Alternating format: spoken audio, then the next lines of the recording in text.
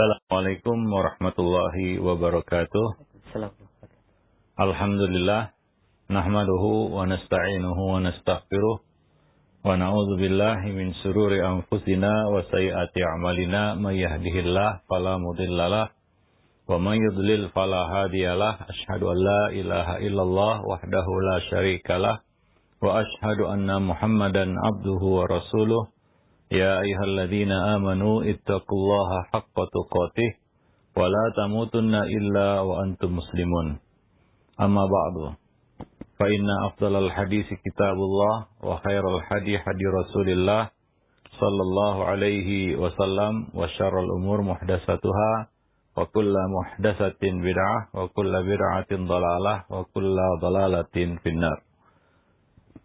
Para pemerhati roja, kaum muslimin dan muslimat rahimani wa rahimakumullah. Alhamdulillah, pada kesempatan pagi ini kita kembali bertemu di dalam kajian rutin kita setiap Selasa pagi membahas buku Mencetak Generasi Rabbani. Pada pagi ini kita akan lanjutkan pembahasannya. Sebelumnya salawat dan salam tidak lupa kita limpahkan untuk Nabi kita Muhammad sallallahu alaihi wasallam, untuk keluarga beliau, sahabat-sahabat beliau, dan umat beliau sampai hari kemudian. Para pemerhati roja, kaum muslimin dan muslimat yang dimuliakan Allah, kita telah sampai pada bab lampiran ya, beberapa pelajaran-pelajaran yang bisa kita petik dari ayat-ayat Al-Quran maupun dari hadis-hadis Nabi yang menjadi bekal ataupun materi yang bisa disampaikan kepada anak-anak kita.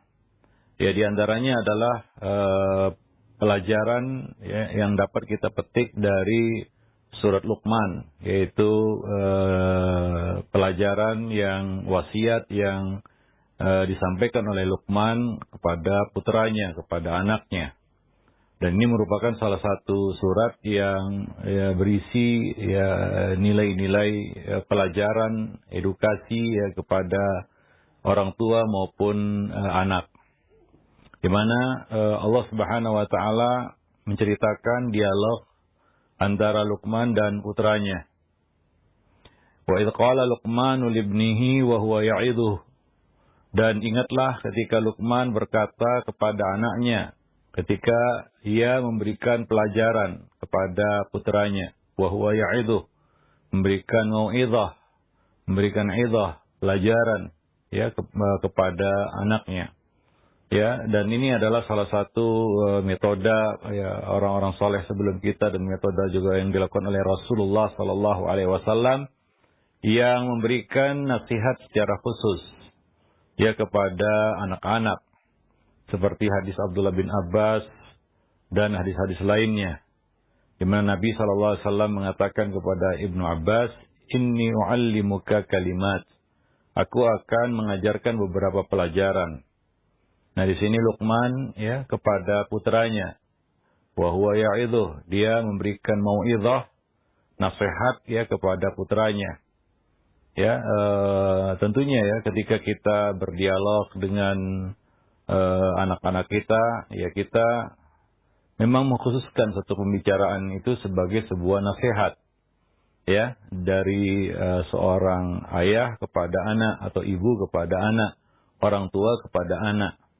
Ya, dan tentunya ya di sini diperlukan ya perhatian ya dari orang tua ya kepada anaknya, dan kata-kata ataupun kalimat yang mengundang ataupun memancing perhatiannya ya, seperti Nabi berkata kepada Ibnu Abbas, ya ghulam, ya mengawali pembicaraan itu dengan sapaan ya, dengan seruan.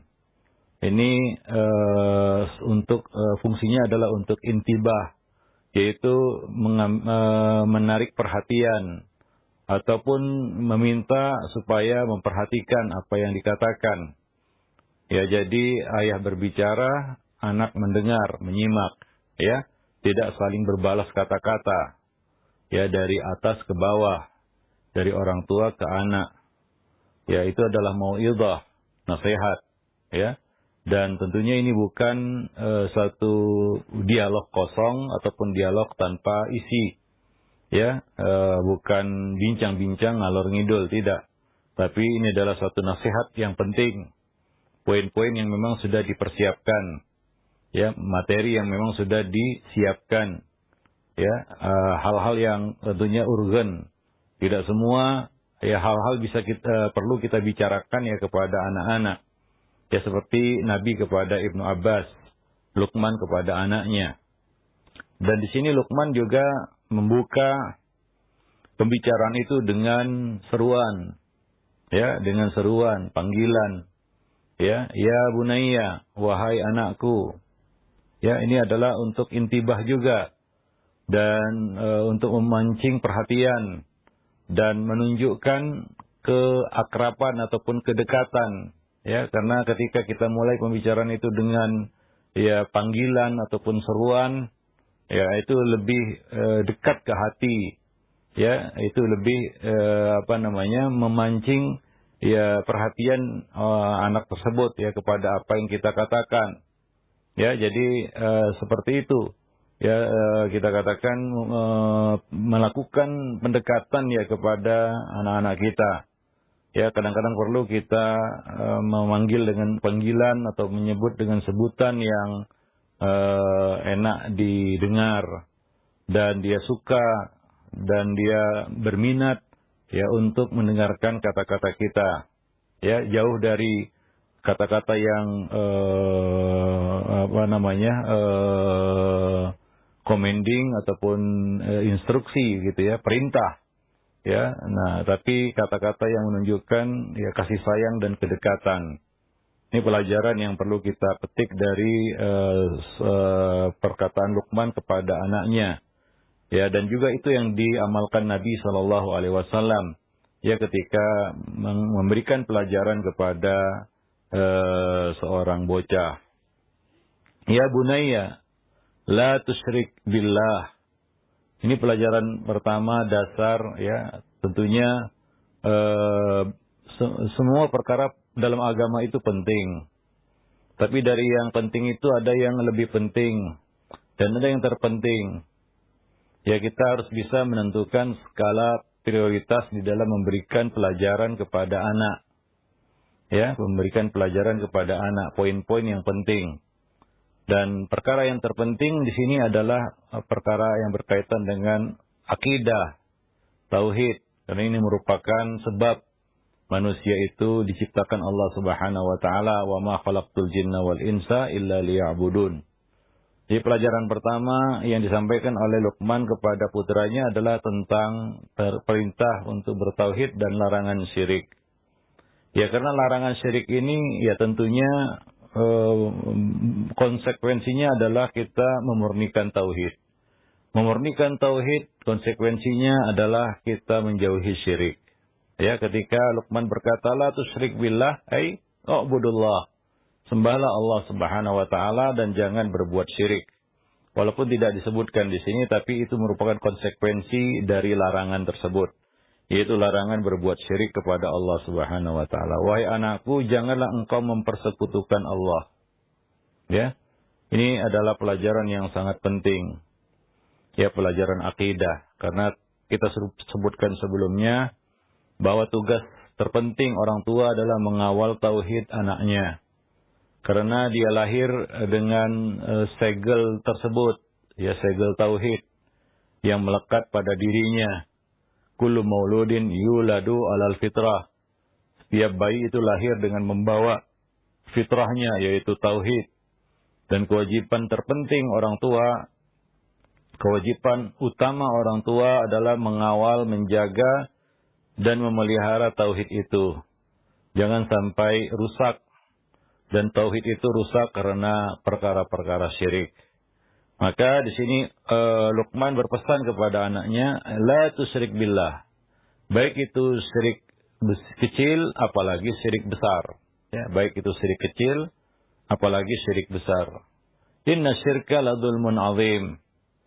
Nah, kadang-kadang di dalam memberikan pelajaran kepada anak, ya tidak hanya kita katakan ya perkara-perkara pokok menolak tanpa menjelaskan alasan. Ya, kadang-kadang kita perlu menjelaskan alasan. Ya, dia harus salat, mengapa dia harus salat? Ya, dia tidak boleh berbohong, mengapa dia tidak boleh berbohong? Nah, terkadang kita perlu memberikan alasan kepada anak. Ya, seperti Nabi ketika melarang Al-Hasan memakan kurma zakat, Nabi menjelaskan kepada Al-Hasan kenapa ia dilarang tidak boleh memakan kurma zakat. Karena keluarga Muhammad, yaitu beliau adalah cucu Nabi, tidak halal memakan harta zakat. Ya, itu alasan yang perlu dijelaskan kepada anak. Kadang-kadang orang tua bisa menyuruh, bisa memerintah, bisa melarang, tapi tidak bisa menjelaskan alasan. Maka dari itu orang tua ya tentunya harus membekali diri juga dengan pengetahuan. Ya, nah kadang-kadang perintah atau larangan yang tidak disertai dengan alasan itu membuat anak itu justru penasaran hingga dia tetap melakukan itu hingga dia tahu kenapa dia dilarang, kenapa dia disuruh, kenapa dia dilarang. Ya, nah, itu kita katakan kekurangan ketika orang tua menyampaikan satu perintah ataupun larangan tanpa menjelaskan alasan. Kadang-kadang kita sebagai orang tua malas menjelaskan detail ya. Kenapa dia harus berbuat ini, kenapa dia tidak boleh melakukan ini ya. Kita sebagai orang tua ingin anak itu ya ikut saja. Ya, apa yang dikatakan oleh orang tua jangan banyak tanya. Kadang-kadang orang tua itu marah kalau anaknya banyak bertanya. Ya. Dengan merendahkannya dengan mengatakan, kamu masih kecil. Ya, yang penting begini, yang penting begitu, pokoknya begini, pokoknya begitu. Nah, ini ya tentunya ya kita saja, kalau kita dapat komando seperti itu, instruksi seperti itu, ya, tanpa tahu kenapa kita harus lakukan, mengapa kita harus tinggalkan, kenapa kita tidak boleh lakukan, ya, itu kita juga kadang-kadang nggak menerima. Nah, kecenderungan manusia ketika dia disuruh dan diperintah tanpa tahu alasan, ya tanpa tahu alasan, dia cenderung mengulanginya. Sampai dia tahu kenapa dia diperintah dan dilarang. Makanya ketika Allah perintahkan banyak perintah dan larang banyak larangan di dalam Al-Quran maupun hadis, Allah menjelaskan alasan. Ya kenapa manusia perlu sholat. Allah jelaskan kayak faidah sholat. Ya, tidak hanya perintah sholat saja, tapi Allah jelaskan keutamaan sholat. Ya. Inna salata tanha anil fahsya'i wal munkar. Bahwa salat yang kamu kerjakan itu dapat mencegah kamu dari perbuatan keji dan mungkar. Jadi Allah menjelaskan alasan di balik perintah dan larangan. Karena syariat ini adalah syariat yang penuh hikmah. Ya, nah hingga kita tahu mengapa kita harus salat, mengapa kita tidak boleh bohong, mengapa kita tidak boleh khianat. Ya, buruknya khianat, buruknya berbohong misalnya, ya, buruknya dosa dan maksiat. Itu Allah jelaskan kepada manusia akibat buruk dari perbuatan terlarang itu. Nah, demikian juga ketika kita berkomunikasi dengan anak, membangun sebuah komunikasi ya kepada anak, ya kalau bisa orang tua itu juga menambahkan ya alasan-alasan yang bisa dia pahami. Kenapa dia harus begitu? Kenapa dia harus begini? Ya, nah tidak hanya melulu kata-kata commanding, ya, kata-kata yang sifatnya instruksi tanpa dia tahu latar belakang kenapa perintah itu keluar, kenapa larangan itu keluar. Ya, nah demikian. Seperti di sini, ya, Luqman menjelaskan bahwa inna syirka la zulmun azim. Sesungguhnya syirik itu adalah kezaliman yang paling besar. Zulmun azim. Kezaliman yang sangat besar. Ya, bahwa itu adalah kezaliman yang terberat. Kezaliman seorang makhluk kepada Khalik, kepada penciptanya. Ya, itu yang dijelaskan Nabi SAW. Ya, antaja'ala lillahi niddan wa huwa khalaqak. Engkau jadikan bagi Allah sekutu sementara dialah yang menciptakan kamu. Oleh karena itulah sebabnya syirik itu kezaliman yang terbesar. Ya, Allah memberikan segalanya, kehidupan, ya, dan perangkat-perangkat kehidupan, lalu kita serahkan ketaatan itu kepada selain Allah. Ya, Nabi menjelaskan dalam hadis yang lain perumpamaannya, yaitu seperti seorang tuan kepada budaknya. Yang mana budak ini dicukupi segala kebutuhannya, keperluannya oleh si majikan, oleh si tuannya. Tapi ternyata budak ini menyerahkan hasil kerjaannya kepada orang lain atau bekerja untuk orang lain. Kira-kira murkakah majikan ini terhadap budaknya? Tentu saja iya. Majikan ini, tuan ini akan murka kepada budaknya itu karena dia yang memilikinya, dia yang mencukupi segala kebutuhannya, kehidupannya, lalu dia serahkan hasil kerjanya kepada orang lain. Itulah perumpamaan syirik, ya. Ya, mungkin perlu dijelaskan kepada anak bahwa syirik itu adalah kezaliman yang besar. Ya, nah demikian. Jadi ini satu faedah yang bisa kita petik ya di dalam dialog ini yang singkat ini, yang pendek ini ya. Ya, seorang ayah yaitu Luqman kepada putranya. Nah, kemudian di dalam surat Luqman itu juga banyak berisi pelajaran-pelajaran yang Allah sebutkan. Misalnya perintah untuk berbakti kepada orang tua. Wa wasfainal insan biwalidayhi hamalathu ummuhu wahnan ala wahnin. Nah, ini juga coba lihat ya metode Qur'ani. Allah mengatakan kami berwasiat kepada manusia agar berbuat baik kepada kedua orang tuanya. Ya, biwalidayhi, ya, husnan. Ya, terhadap kedua orang tuanya agar berbuat baik. Kenapa? Hamalathu ummuhu wahnan ala wahnin. Ibunya terutama telah mengandungnya dengan susah payah. Mengandungnya dalam keadaan lemah dan bertambah-tambah. Yang bertambah-tambah karena makin lama makin besar janin tersebut di dalam perutnya. Semakin berat. Wahnan ala wahnin. Wa fisaluhu fi amaini. Setelah lahir tidak bisa dilepas begitu saja. Dia harus menyusuinya selama 2 tahun. Sampai usia 2 tahun. Ya, dalam usia 2 tahun. Dalam waktu 2 tahun. Ya. Itu sebab alasan mengapa kita katakan manusia itu wajib berbakti kepada kedua orang tuanya. Ya. Nah, Allah jelaskan di sini alasannya. Ya, terutama kepada ibu yang mengandung. Ya, karena saham ibu terhadap anak itu sangat besar.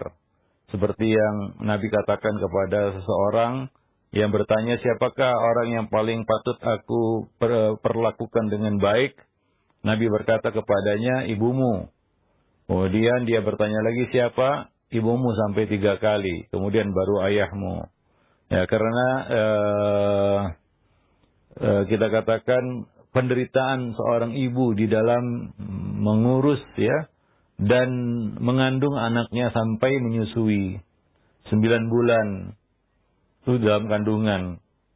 Kemudian setelah itu dilanjutkan lagi dengan menyusuinya selama 2 tahun. Jadi hampir 3 tahun. Ya, ia membaktikan, mendermakan waktunya, membaktikan dirinya untuk ya mengurus anaknya. Maka tidak akan terbalas ya apa yang telah dia lakukan terhadap seorang anak. Maka begitulah kewajiban seorang anak kepada orang tuanya, terutama ibu di sini ya. Nah, demikian. Maka dari itu ya ayah juga harus menjaga martabat ibu di hadapan anak. Ya, ayah juga harus tahu itu. Suami dalam hal ini ya. Harus tahu dan harus bisa menjaga martabat ibu di mata anak-anaknya. Karena di sana juga banyak ya ayah ya ataupun suami yang dengan sengaja menjatuhkan martabat istrinya yang tidak lain adalah ibu anak-anaknya di mata anak-anak.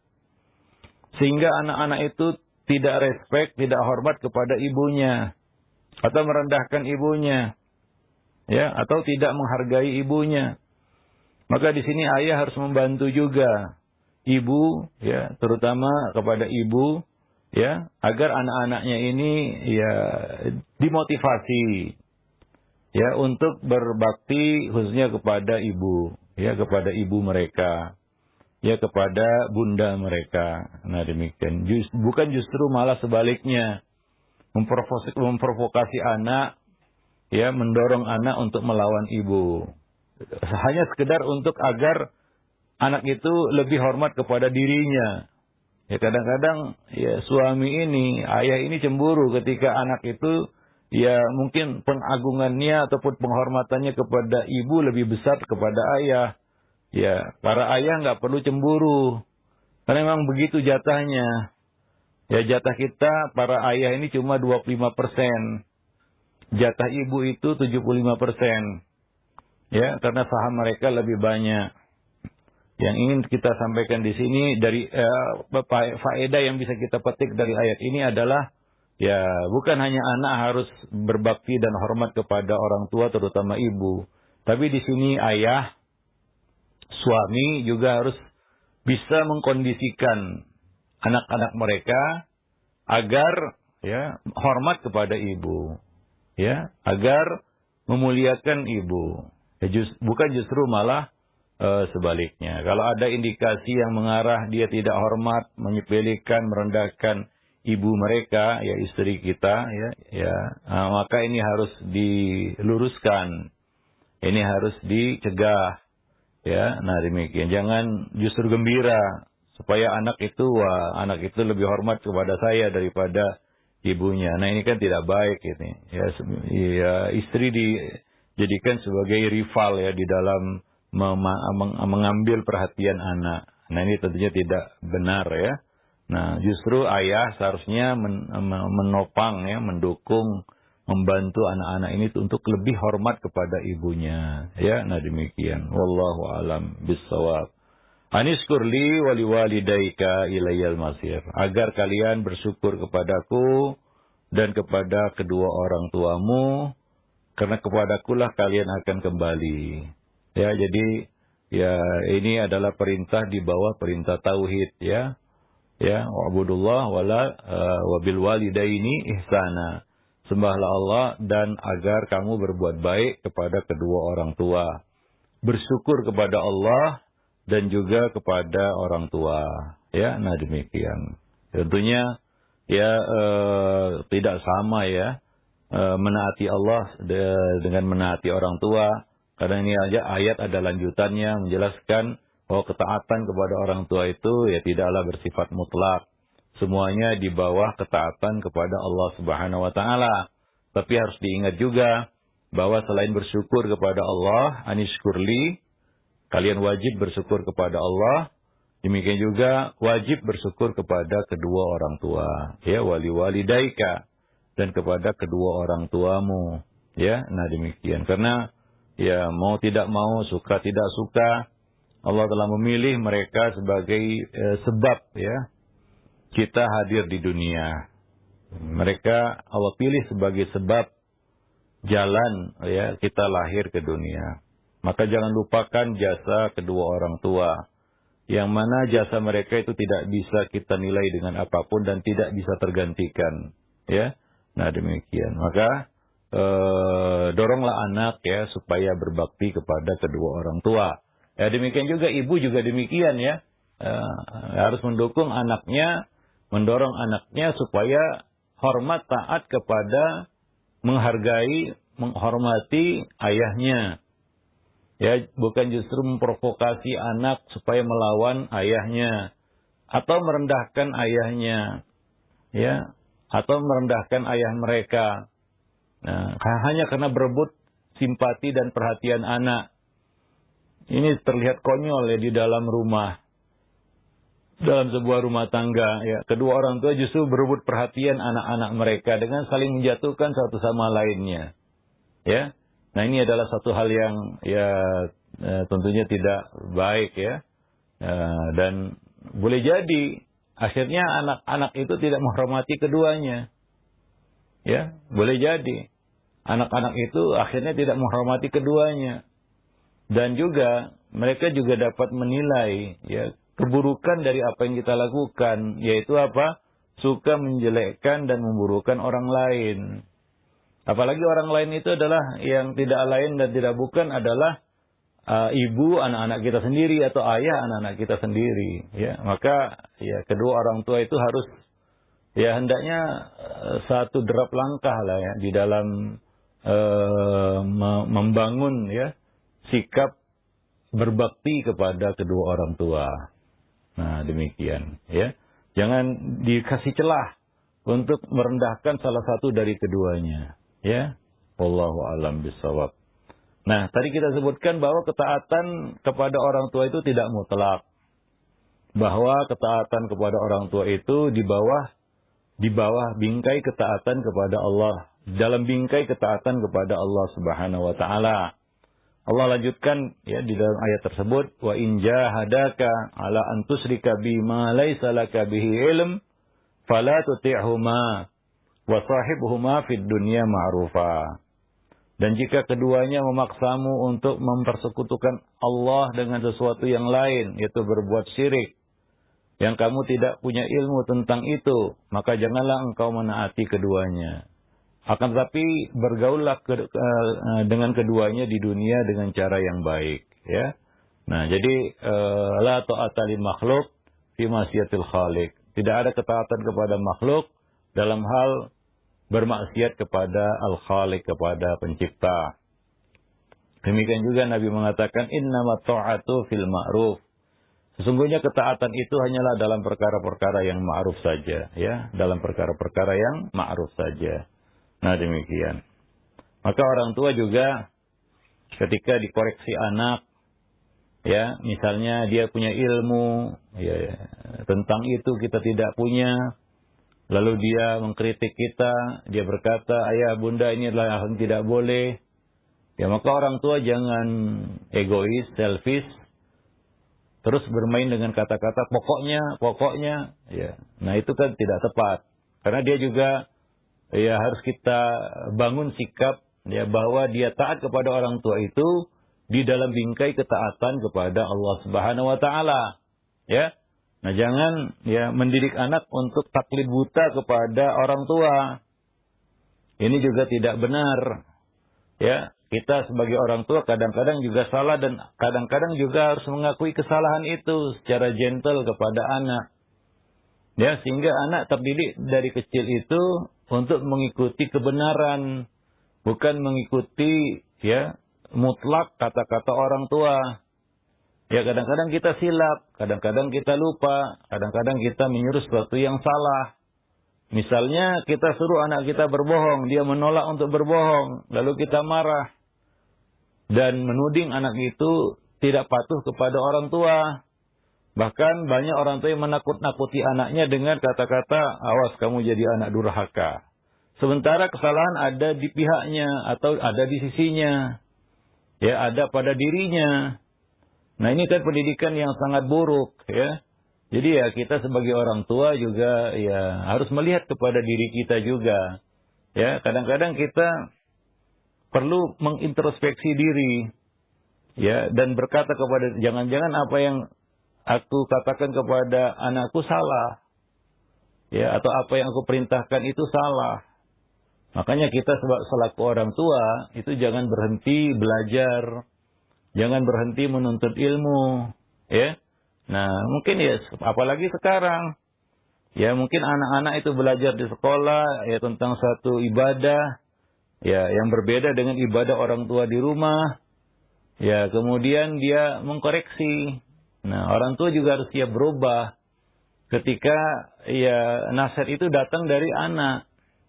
Ya, kadang-kadang ya karena kepolosan anak itu, dia bisa melihat kesalahan kita. Nah, kita sebagai orang tua karena mungkin faktor usia, ya kita cenderung mengabaikan kata-kata yang muncul dari bawah. Ya biasalah kalau kita atasan di sebuah instansi, apa yang kita katakan selalu benar. Apa yang dikatakan oleh bawahan selalu salah, kan begitu. Nah, kadang-kadang di dalam pendidikan kepada anak itu terbawa juga, padahal itu sangat-sangat buruk, negatif sekali. Ya, nah demikian. Anak akan kehilangan respeknya terhadap orang tua ketika orang tua mempertahankan sesuatu yang salah. Ya, nah kalaulah masih meragukan, ajak anak untuk belajar. Ya, dengarkan juga kata-katanya. Ya, mana tahu kesalahan ada pada diri kita. Karena ketaatan anak kepada orang tua tidak bersifat mutlak. Semuanya di dalam bingkai ketaatan kepada Allah dan Rasul-Nya. Maka kadang-kadang orang tua itu, ya ada sebagian orang tua yang ya tidak mau belajar ya. Cenderung egois, selfish, mau menang sendiri. Ya, selalu menakut-nakuti anaknya dengan kata-kata awas, anak durhaka, awas anak durhaka. Jadi takut-takuti anak itu dengan kata-kata seperti itu. Hanya karena anak itu mungkin mengkritik orang tua. Atau mengatakan, ayah, bunda, apa yang disuruh itu salah. Apa yang dilakukan itu salah.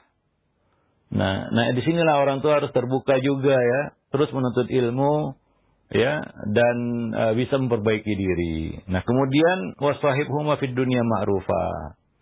Ya, kalaupun anak itu tidak taat kepada orang tua karena orang tua yang salah, anak itu harus ya berbuat baik ataupun bermuamalah yang baik kepada orang tuanya. Ya, taat tidak, tapi dia tidak boleh berkata dengan kata-kata yang buruk ya, atau bersikap dengan sikap yang kasar ya kepada orang tua, walaupun dia tidak mengikutinya. Ya, nah demikian. Yaitu akhlak. Ini perkara yang nggak bisa lepas dari pendidikan. Sahibhuma fid dunya ma'rufa, itu adalah perintah untuk berakhlak. Walaupun kita tidak cocok dengan orang lain. Nah ini akhlak, disitulah akhlak itu nampak ya, ketika kita tidak cocok dengan orang lain. Ketika kita tidak sepakat dengan orang lain, berselisih dengan orang lain. Nah disitulah baru nampak akhlak itu. Kalau kita cocok dengan orang lain, kita berbaik-baik kepadanya, itu wajar. Ya, nggak ada masalah. Ya, kita sepakat dengan teman kita, cocok, nggak ada masalah. Ya, nggak nampak akhlak, belum nampak akhlak di situ. Namun ketika kita berbeda pendapat, berselisih, bertentangan, ya, nah disitulah akan nampak akhlak itu. Ya, mana yang baik akhlaknya dan mana yang berantakan akhlaknya. Nah di sini, kalaupun kamu tidak cocok dengan orang tuamu karena mungkin kamu nilai apa yang diperintahkannya itu salah, ya kamu tidak boleh berperilaku yang buruk kepadanya. Kamu harus tetap menjaga akhlak dan etika di hadapan orang tua. Dia jangan meninggikan suara, itu adalah intihar atau nahar, ya, membentak. Membentak itu artinya meninggikan suara kita di atas suaranya. Ya, ini adab yang perlu dibiasakan pada anak. Ya, tidak mengangkat suara lebih tinggi daripada suara orang tua. Ya, tidak mengangkat suara lebih tinggi daripada suara orang tua. Karena itu termasuk bentuk intihar. Maka dari itu sering kita sampaikan ya dalam kajian-kajian juga, jangan buka ajang perdebatan dengan orang tua. Kita selaku anak, kita tidak cocok sama orang tua, itu bisa terjadi. Apalagi kita nilai orang tua itu menyuruh yang salah atau berada di pihak yang salah. Ya, pendapat yang dipilihnya salah, jalan yang dipilihnya salah. Ya, kita tidak cocok dengannya, ya tentu saja kita tidak akan menerima kebatilan. Ya, siapapun yang menyuguhkannya. Ya, walaupun orang tua yang menyuguhkan kebatilan itu, ya tidak boleh kita telan. Ya, nah, akan tetapi, ya, jangan terjebak, jangan terpancing untuk membuka perdebatan kepada orang tua. Ya, nah, amalkan sabda Nabi, ya aku jamin istana di bagian tengah surga bagi yang meninggalkan perdebatan walaupun dia di pihak yang benar. Terutama ini ya, kita amalkan hadis ini ya terhadap orang tua. Misalnya anak mendakwahi orang tua. Ada kalanya waktu atau momen di mana anak memberikan nasihat kepada orang tua. Orang tua tidak menerima, jangan terkejut. Jangan heboh juga. Jangan main fonis-fonis. Ya, ini baru nasihat menasihati orang tua gak nerima, langsung ya orang tua itu divonis. Ya pahami ya kedudukan mereka. Nah, kemudian jangan membuka perdebatan dengannya. Ya. Kenapa? Karena ketika kita debat dengan orang tua, kadang-kadang silap ya. Lupa ya siapa yang ada di hadapan kita. Kita tinggikan suara kita di atas suaranya. Ya, kita tinggikan suara kita di atas suaranya. Jatuhlah kita kepada larangan yang disebutkan di dalam ayat, wala tanharhuma. Jangan kamu bentak keduanya. Para ulama menjelaskan, ya, bentakan itu maksudnya adalah kita meninggikan suara kita ya di atas suara orang tua. Sehingga suara kita lebih dominan, ya. Apalagi nyuruh orang tua diam, kan begitu ya. Nah ini kan melukai juga hati orang tua ya, walaupun dia di pihak yang salah. Ya, nah, sahibhuma fid dunya ma'rufa. Selama di dunia kamu tetap wajib bergaul dengan baik kepada keduanya, ya. Nah, bergaul dengan baik, bermuamalah dengan baik kepada kedua orang tua. Wallahu a'lam bishawab. Baik. Nah, jadi orang tua juga ya harus mengerti juga ya. Harus paham juga, ya, jangan menggiring anak itu supaya ya tengkar dengan kita, ya, tidak, jangan juga, ya, orang tua juga harus menahan ya, egonya ya di hadapan anak, ya, semua demi kemaslahatan bersama, baik si anak maupun kita sebagai orang tua. Nah demikian, ya kalau bisa pendidikan itu dijauhkanlah dari pertengkaran, dari perdebatan, ya, dari kericuhan, apalagi saling angkat suara, ya, keras-kerasan suara. Ya, itu sudah jauh dari nilai pendidikan, ya. Nah, wallahu a'lam bishawab. Kemudian juga perintah untuk mengikuti akidah yang benar, jalan yang benar, manhaj yang benar. Seperti yang Allah sebutkan dalam surat Luqman ayat 15, "Wattabi' sabila man anaba ilayya." Ikutilah jalan orang-orang yang kembali kepadaku, yaitu jalan as-salafus saleh. Ya, artinya apa? Orang tua juga perlu menyisipkan ya biografi para nabi, para sahabat, para orang saleh misalnya, para ulama, para imam, agar ya ini menjadi satu kita katakan pelajaran baginya untuk mengikuti ya generasi-generasi yang terdahulu, yang mengikuti manhaj as-salafus saleh ya di dalam hal kebaikan, dalam beragama. Nah ini perlu ya disampaikan juga kepada anak-anak kita ya, kepada anak-anak kita untuk ya menjelaskanlah biografi ya, cara hidup ya orang-orang yang terdahulu ya, salafus saleh kita.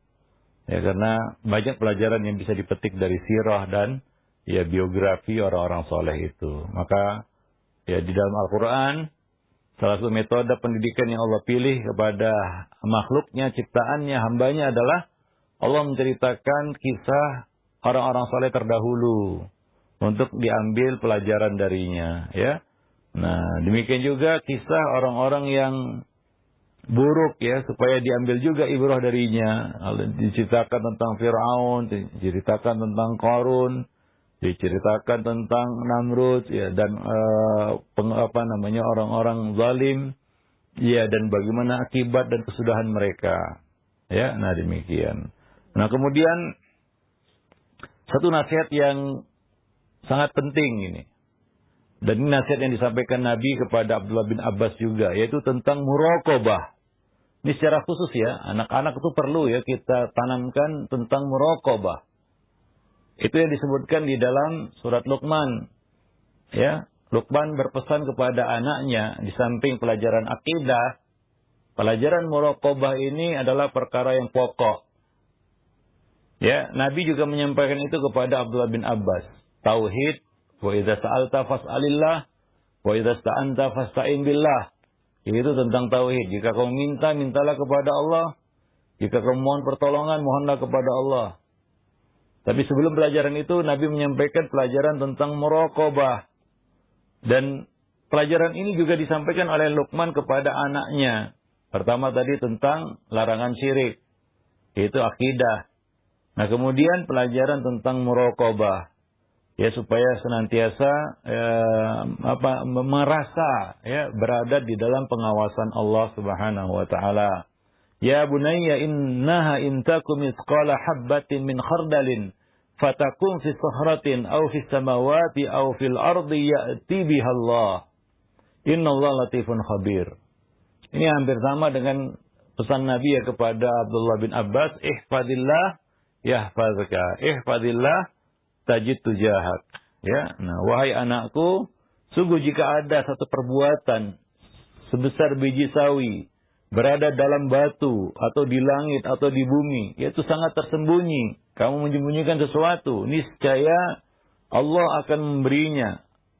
Yaitu akan memberikan balasan atas perbuatan itu, baik yang buruk maupun yang baik. Ya.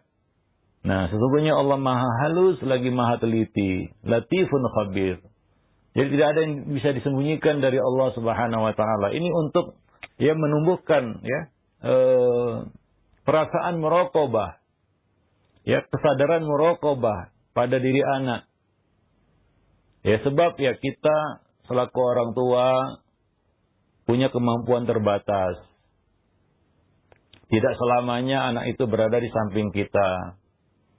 Kadang-kadang anak itu harus jauh dari kita atau tidak berada di sisi kita. Tidak ada yang mungkin mengawasinya dan memperhatikannya selain Allah Subhanahu wa taala. Kadang-kadang kita tidak bisa berharap dari lingkungan dan pergaulan yang justru memberikan sebaliknya. Ya, bukan kebaikan tapi keburukan.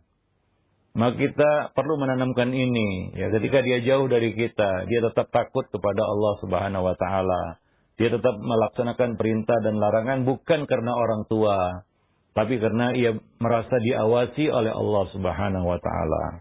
Nah, ini adalah akidah, keyakinan, iman yang tidak bisa muncul begitu saja.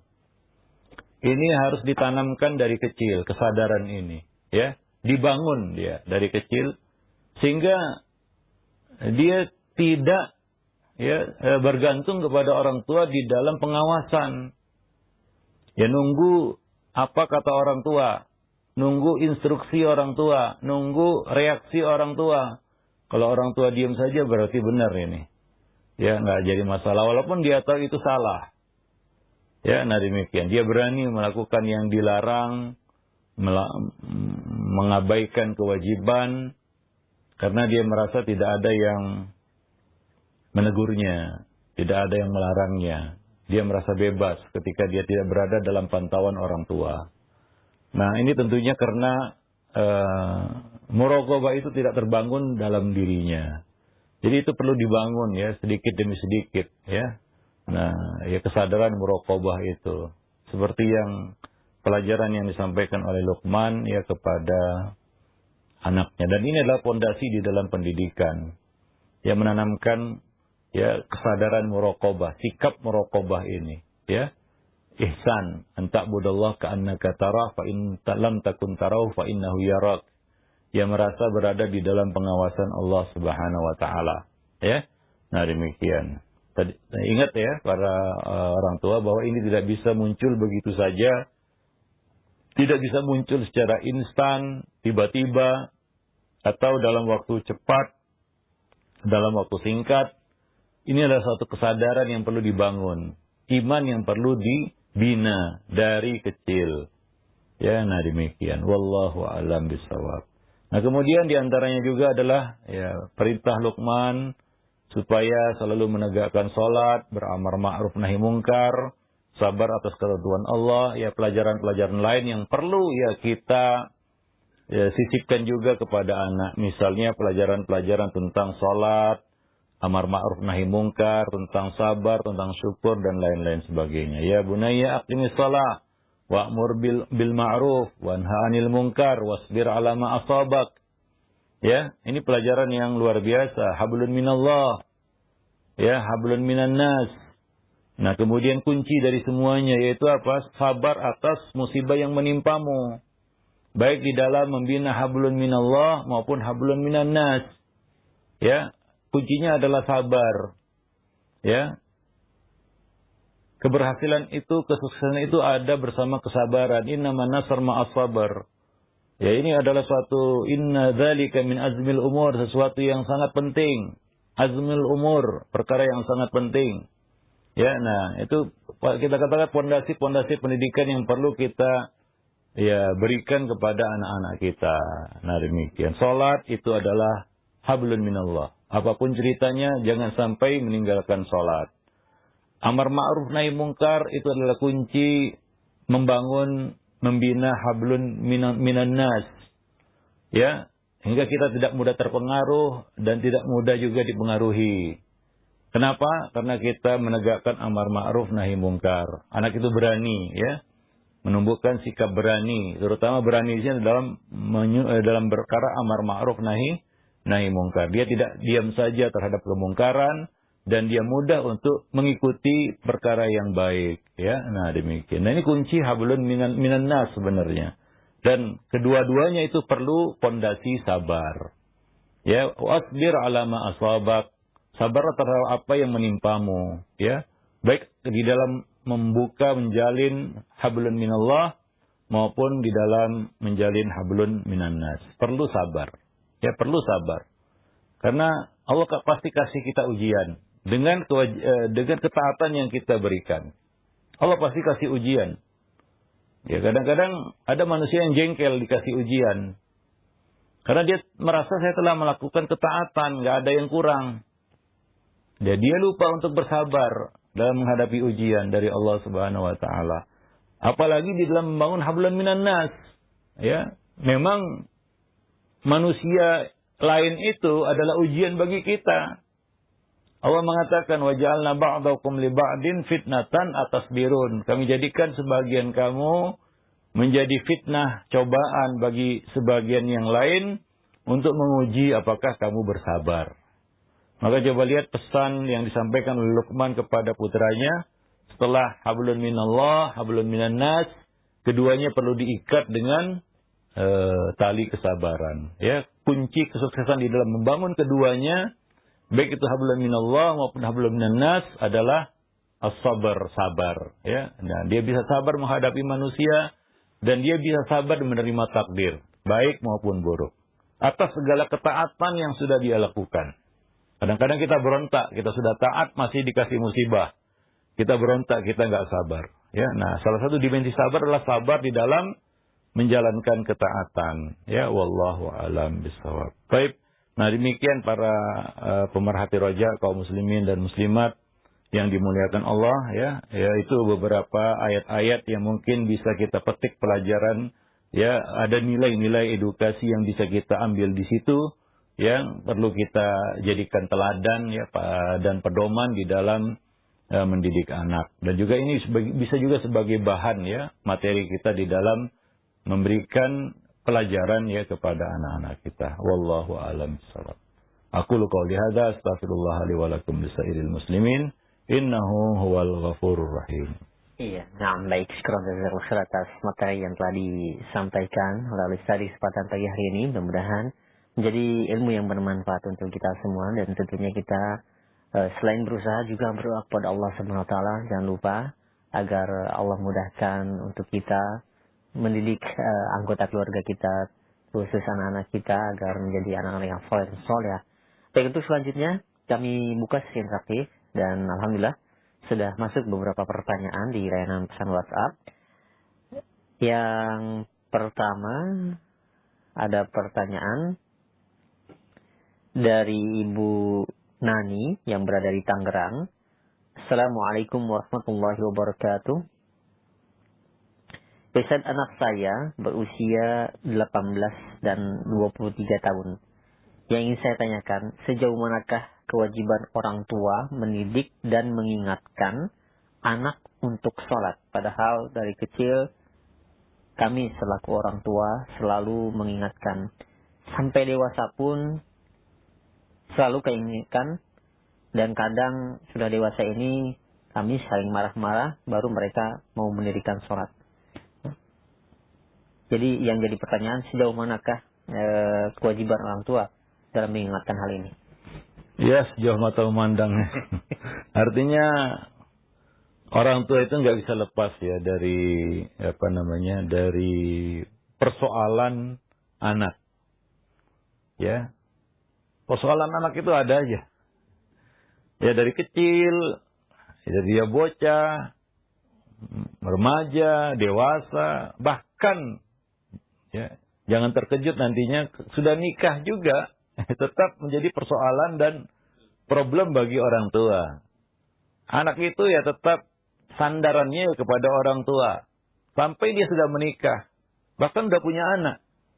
Ya begitulah orang tua yang nggak bisa lepas dari masalah anaknya. Ya, nah demikian. Ya coba lihat pelajaran-pelajaran yang Allah berikan di dalam Al-Quran. Ya para nabi saja. Ya ketika anak Nabi Nuh ya putranya terombang-ambing di atas gelombang banjir itu kan anak itu bukan anak kecil lagi. Iya. Ya dia sudah dewasa. Tapi apakah Nabi Nuh membiarkannya saja? Udahlah udah besar kok, biarkan aja tenggelam. Enggak. Nabi Nuh tetap berjuang, berikhtiar bagaimana anak ini tetap ikut kepada beliau, kan begitu ya? Ya bunayyar ma'ana, wahai anakku naiklah ke perahu bersama kami. Tetap diajak, dianjurkan, diminta, didakwahi. Ya enggak ada henti, ya enggak putus-putus ya. Nah demikian. Karena ini adalah hubungan yang enggak bisa dicerai. Hubungan anak dan orang tua enggak bisa dicerai, enggak ada istilah talak, enggak ada istilah cerai di situ. Ya tetap orang tua itu ya kita katakan apa ya, punya kewajiban lah ya terhadap urusan anaknya. Ya demikian juga coba lihat Nabi Yakub ya terhadap anak-anaknya. Anak-anaknya bukan anak-anak lagi kan sudah besar ya, tapi Nabi Yakub ya tetap ya berusaha untuk bisa sabar menghadapi mereka dan menyuruh mereka untuk berbuat baik. Carilah Yusuf dan saudaranya. Jangan putus asa dari rahmat Allah. Karena tidak ada yang putus asa dari rahmat kecuali orang yang kafir. Itu kata-kata Nabi Yakub kepada anak-anaknya sudah besar. Supaya mencari adik-adiknya yang hilang. Yaitu Yusuf dan Bunyamin. Jangan putus asa dari rahmat Allah, cari. Ya, coba lihat ini. Ya, padahal ya mereka yang telah berbuat ulah ya melenyapkan Nabi Yusuf dengan membawa pakaiannya Yusuf yang sudah dilumuri dengan darah serigala, kan begitu ya. Mereka berusaha untuk mengelabui orang tua mereka sendiri. Tapi demikian Nabi Yakub tetap ya berpesan dengan pesan yang baik kepada anak-anaknya. Ya itulah dia anak, namanya anak, kan begitu ya. Gimana pun dia tetap anak. Maka jangan bosan, jemu, ya namanya juga ikhtiar. Ya suruh dia tetap sholat, walaupun ya perintah menyuruh anak itu sholat dari usia berapa? 7 tahun ya. 7 tahun dia sudah disuruh. Kalau lebih cepat ya lebih baik. Ya, nah itu nggak ada batas sampai usia sekian nggak usah suruh lagi, nggak ada. Suruh anakmu, perintah Allah dulu ya di dalam Al-Quran, wa'mur ahlaka bis-salati wastabir 'alaiha. Perintahkanlah anak-anakmu untuk salat dan bersabarlah kamu di dalam melakukannya. Sabar di sini baik sabar di dalam melaksanakan perintah itu, yaitu menyuruh anak untuk salat, dan sabar di dalam melaksanakan salat itu sendiri. Ya, perlu sabar memang. Ya, nah demikian. Ya, demikian juga Nabi perintahkan muru auladakum bis salati fi sab'in. Mulai suruhlah anakmu untuk mengerjakan salat di usia 7 tahun. Ya, 7 tahun disuruh dia salat. Lebih cepat lebih baik, enggak jadi masalah. Dan di dalam hadis itu Nabi tidak batasi. Bahkan kalau 10 tahun ke atas tidak mau salat, kasih hukuman, tertinggi adalah pukulan. Ya, sebagai bentuk pendidikan ya kepada anak. Demikian juga ketika dia dewasa, remaja, dewasa, ya tetap suruh. Walaupun anak sudah menikah misalnya. Dia kayaknya malas-malasan atau ogah-ogahan mengerjakan sholat. Apa nggak perlu disuruh lagi? Dia sudah nikah, sudah jadi bapak anak-anak, ya sudah punya rumah tangga, nggak usah disuruh. Suruh juga, karena itu anak kita. Walaupun dia sudah punya istri, sudah punya suami, sudah punya anak, kita punya kewajiban, ya kita punya tanggungan, ya terhadap anak-anak ini. Nah demikian. Ya hitung-hitung itu menebus ya mungkin kelalaian kita di masa lalu. Mungkin kita kurang ya. Terlambat menyuruhnya sholat. Atau kekurangan lah ya di dalam mendidik anak. Maka jangan putus ya. Jangan putus. Jangan letih dan lelah. Jangan bosan dan jemu. Untuk terus mengarahkan anak kepada kebaikan. Ya. Di dalam sholat juga. Ya kita tahu ya, kadang-kadang anak remaja itu malas-malesan, ya ogah-ogahan. Ya kadang-kadang ada futur di situ kan begitu ya. Ada rasa bosan dan jemu, perlu dinaikkan gairahnya, semangatnya, perlu dikasih motivasi supaya dia semangat kembali. Kadang-kadang remaja seperti itu ya. Ya ada masa-masa futur juga. Ya kita ada nulis buku tentang remaja, judulnya Ada Apa Dengan Remaja. Membangun interaksi positif dengan remaja. Nah demikian. Ya, itu kan dari remaja usia berapa tadi? 19 dan 23 tahun ya. Nah demikian. Yang boleh dikatakan bukan anak-anak lagi jelas ya. Nah cuma ya kadang-kadang ketika dewasa, anak itu sudah dewasa, cara kita berkomunikasi juga harus berbeda. Jangan disuruh sholat seperti nyuruh anak-anak. Ya. Jangan menyuruh anak yang sudah remaja bahkan dewasa seperti menyuruh anak-anak. Coba rubah. Ya, gaya komunikasi kita dengan anak ketika dia sudah remaja. Bicaralah seperti bicara ya orang dewasa kepada sesama. Kan begitu? Nah, demikian. Jangan ada kata-kata, kamu udah besar kok. Ini itu kan merendahkan. Ya. Tidak ada lagi kata-kata penyerangan agitasi seperti itu ya. Yang sifatnya menyerang, apalagi menyerang pribadi, menyerang status ya dirinya sebagai orang dewasa kan begitu ya. Nah itu justru akan berbuah negatif ya bagi dirinya juga ya. Nah demikian. Wallahu a'lam bishawab. Baik. Atas jawaban dan nasihatnya. Demikian ya untuk Ibu Nani yang berada di Tangerang. Dan selanjutnya yang kedua kami ajukan dari Ummu Siti yang berada di Jakarta. Ustaz, mohon solusinya jika anak saat ini sedang di pesantren dan dia juga ingin melanjutkan ke pesantren pula, namun ayahnya ingin melanjutkan ke SMA negeri. Tapi saya sebagai ibunya mendukung anak untuk melanjutkan di pesantren.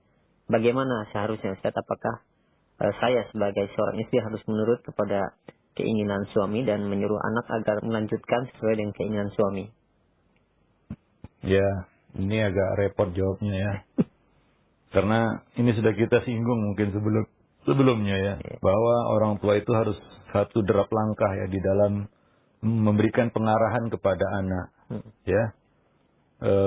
Ada kesan bahwa di sini orang tua itu tidak satu visi dan misi ya. Tidak pernah meeting istilahnya ya. Untuk membicarakan perihal pendidikan ataupun ya pendidikan anak-anak mereka ataupun sekolah anak-anak mereka. Nah, ya seharusnya orang tua itu dari awal ya itu sudah kita katakan punya pandangan yang sama gitu ya. Menyamakan pandangan maksudnya ya terhadap anak-anak mereka. Karena anak-anak ini ya orang tua itu harus tahu bakatnya. Kemampuannya juga, kan begitu ya. Dan kecenderungannya, kecondongannya, minatnya. Ya, dan kewajiban orang tua adalah mengarahkan kepada jalur yang positif. Ya, tidak keluar dari rel syariat. Ya, itu kewajiban orang tua. Nah, tentunya ya orang tua sudah jauh-jauh hari sebenarnya mempersiapkan ya langkah-langkah pendidikan bersama alternatifnya untuk si anak. Ya nanti sekolah dasarnya di mana, lanjutannya kemana, nanti kuliah bagaimana, itu memang sudah dipersiapkan. Karena tidak ada yang lebih mengenal anak selain orang tua. Tapi kalau orang tua berbeda pandangan tentang anak mereka ya ini menunjukkan tidak ada koordinasi sebenarnya. Ya, seharusnya tidak seperti itu. Jadi ada kesan ya orang tua itu memaksakan keinginan dan kehendaknya. Ayah ingin begini, ibu ingin begitu. Ini anak yang pusing nanti. Ya. Nah, ya tentunya ini adalah satu hal yang keliru juga bahwa anak itu tidak harus mengikuti keinginan orang tua. Karena tidak selamanya ya keinginan orang tua itu linear, yaitu satu garis lurus atau sejajar dengan kemampuan anak. Dan itu sering terjadi sehingga anak itu terbebani dan malah kontraproduktif. Anak tidak punya kemampuan verbal dan cenderung lemah. Tapi dipaksakan anak ini bisa bicara, ya agak susah. Ya, kalaupun dia bisa, itu dengan sangat terpaksa. Ya, dan bukan minatnya. Nah, ini kadang-kadang kita kasihan lihat anaknya. Jadi orang tua juga harus tahu itu. Mengenali anak-anak mereka lebih dekat. Bahkan bukan lebih dekat lagi. Tahu luar dalam. Ya, dia mengerti anaknya ini apa, gimana. Dan dia bisa persiapkan pendidikan anak ini jauh-jauh hari ya. Jadi tidak tengkar lagi ketika memasukkan anak ke SMP misalnya. Ini mau umum atau pesantren.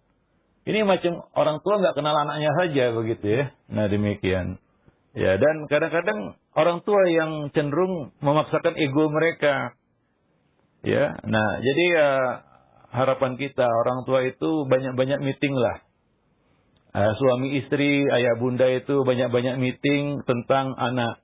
Meeting di sini ya kita katakan rapat ya, musyawarah atau dia berdialog lah ya. Ya tentang masalah anak-anak mereka.